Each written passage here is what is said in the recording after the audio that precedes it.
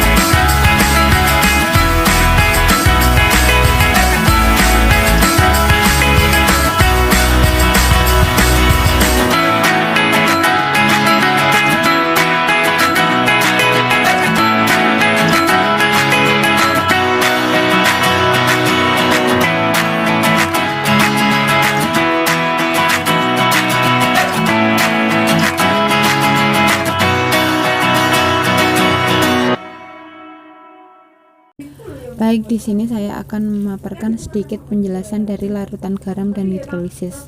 Yang pertama yaitu garam. Garam adalah zat yang dihasilkan dari reaksi netralisasi asam dan basa. Sedangkan hidrolisis garam adalah reaksi peruraian yang terjadi antara kation dan anion garam dengan air dalam suatu larutan. Macam-macam garam berupa garam dan basa kuat bersifat netral yang pH-nya yaitu 7, contohnya NaCl, KCl, K2SO4 dan CaNO3. Garam dari asam kuat dan basa lemah bersifat asam, pH-nya kurang dari 7, contohnya ZnClO4, kemudian AlCl3, FeNO3. Kemudian ada garam dari basa kuat dan asam lemah bersifat basa yang pH-nya lebih dari 7, contohnya Na2SO3, KCN, Na2CO3, CH3COO, 2Ca. Kemudian garam dari asam lemah dan basa kuat. garam dari asam lemah dan basa lemah. Sifat tergantung pada Ka dan Kb. Contohnya ZnNO2 dua kali CH3COO NH4, kemudian Fe3PO. Kemudian penjelasan hidrolisis garam adalah reaksi peruraian yang terjadi antara kation dan anion garam dengan air dalam suatu larutan yang menghasilkan asam dan basa pembentuk garam. Kemudian kation dan anion dari semua asam basa kuat tidak dapat terhidrolisis karena terion sempurna. Kemudian gambar tidak terhidrolisis jika tidak ada kation maupun anion yang bereaksi. Garam terhidrolisis sempurna jika kation dan anion bereaksi. Dan garam terhidrolisis sempurna jika kation anion bereaksi. Selanjutnya mengenai penerapan hidrolisis dalam kehidupan sehari-hari. Berikut ini beberapa contoh penerapan hidrolisis dalam kehidupan sehari-hari. Yang pertama, pemutih pakaian. Kita sering menggunakan Baiklin untuk memutihkan pakaian. Produk ini mengandung sekitar 5% NaOCl yang sangat reaktif, yang dapat menghancurkan pewarna, sehingga pakaian menjadi putih kembali. Garam NaOCl berasal dari HOCl yaitu asam lemah dan NaOH yaitu basa kuat, yang reaksinya yaitu sebagai berikut. NaOCl plus H2O menghasilkan Na plus OCl-. OCl- akan terhidrolisis, sedangkan Na plus tidak terhidrolisis. Jadi, garam NaOCl yang menjadi bahan untuk membuat Baiklin mengalami hidrolisis parsial. Garam yang dihasilkan bersifat basa. Kemudian yang kedua, penjernihan air. Penjernihan air minum oleh PAM berdasarkan prinsip hidrolisis, yaitu menggunakan senyawa aluminium fosfat yang mengalami hidrolisis total. Hidrolisis total merupakan reaksi penguraian seluruh garam oleh air yang mana komponen garam terdiri dari asam lemah dan basa lemah. Kemudian penerapan hidrolisis yang ketiga yaitu sebagai pupuk. Agar tanaman tumbuh dengan baik, pH tanaman harus dijaga. pH tanah pada lahan pertanian harus disesuaikan dengan pH tanamannya. Untuk menjaga pH-nya agar tetap sama, diperlukan pupuk agar tidak terlalu asam atau basa. Biasanya para petani menggunakan senyawa NH42SO4 untuk menurunkan pH tanah. Garam NH42SO4 berasal dari H2SO4 yaitu asam kuat dan NH4OH yaitu basa lemah, yang mana reaksinya yaitu sebagai berikut. NH42SO4 menghasilkan NH4 plus SO42-. NH4 akan terhidrolisis, sedangkan SO42- tidak terhidrolisis. Jadi, garam NH42SO4 mengalami hidrolisis parsial. Garam yang dihasilkan bersifat asam. Kemudian penerapan hidrolisis yang keempat yaitu sebagai penyedap makanan. Agar lebih terasa gurih dan enak, biasanya ke dalam makanan ditambahkan monosodium glutamat atau MSG yang berfungsi sebagai penyedap makanan. Monosodium glutamat yang memiliki rumus kimia C5H8NO4Na merupakan garam yang bersifat basa.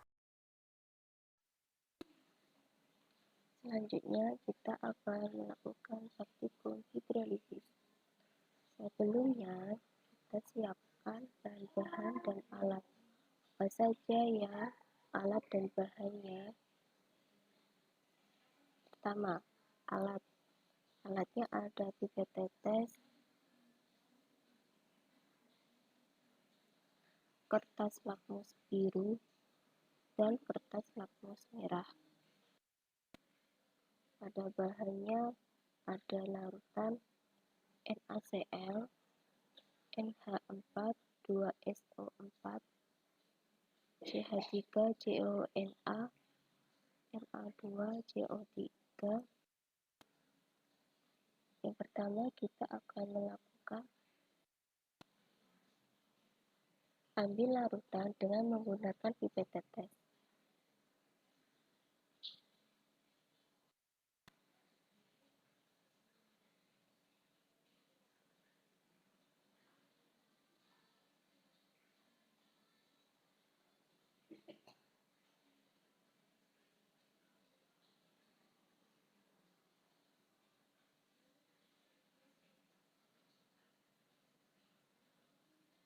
Sambil menunggu perubahan warna pada kertas lakmus, kita lanjutkan mencoba larutan.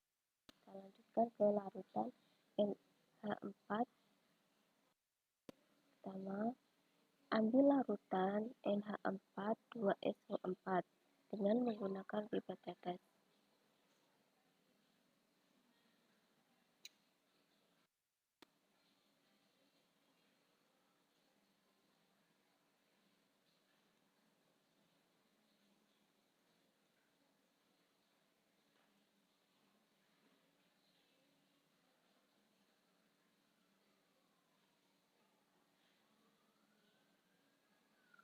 Sambil menunggu perubahan warnanya ke larutan CH3CONA.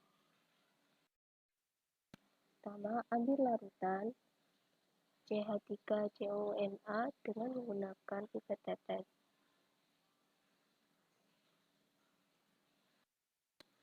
Kemudian, teteskan larutan dengan menggunakan pipet tetes ke kertas lakmus biru dan merah.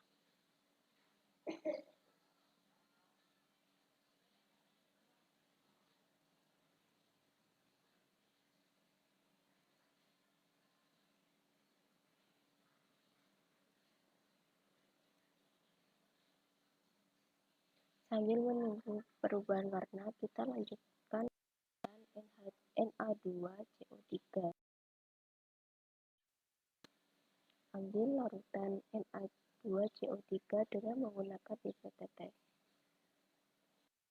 Teteskan larutan dengan menggunakan pipet tetes ke kertas lakmus biru dan merah.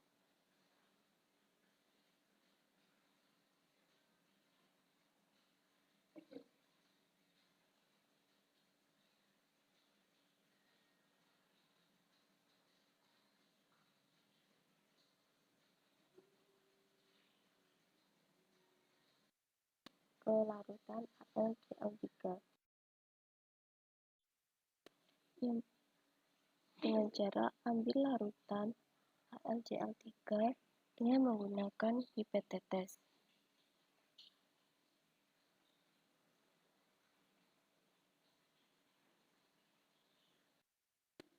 Kemudian, teteskan larutan dengan menggunakan pipet tetes. Teteskan ke kertas lakmus biru dan kertas lakmus merah.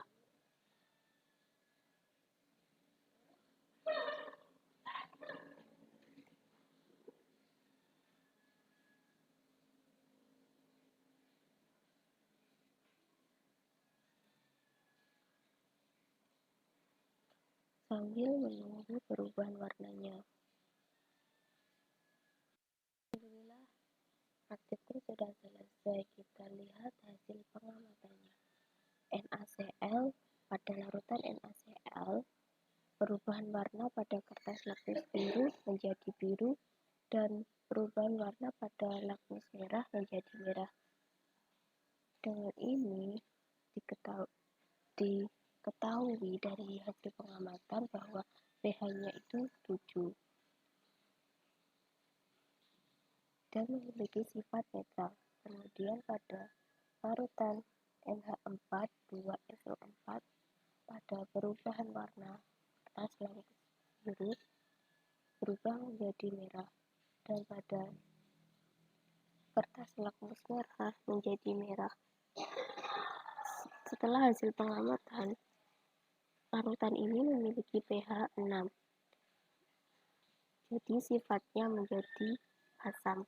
Kemudian larutan CH3COONA. Perubahan warna pada kertas lakmus biru menjadi biru dan perubahan kertas lakmus merah menjadi biru. Dari hasil pengamatan pH-nya 10 dan bersifat basa. Kemudian pada larutan CO3. Pada perubahan warna, pada kertas lakmus biru menjadi biru dan lakmus merah menjadi biru. Dari hasil pengamatan, pH-nya 12 bersifat basa.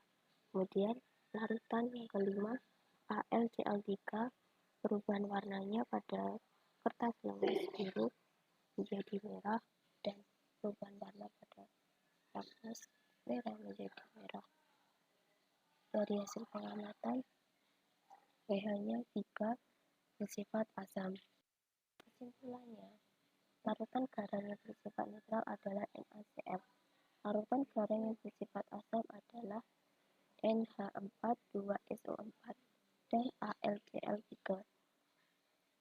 Larutan garam yang bersifat basa adalah Na2CO3, CH3, COONA. Garam-garam seperti NaCl berasal dari asam kuat dan basa kuat, tidak terhidrolisis.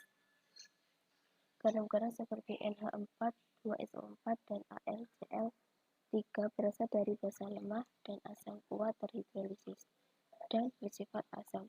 Garam-garam seperti Na2CO3 dan CH3CONA berasal dari basa kuat dan asam lemah terhidrolisis dan bersifat basa. Sekian media pembelajaran yang kami buat mengenai materi hidrolisis. Semoga ini bermanfaat. Wassalamualaikum warahmatullahi wabarakatuh.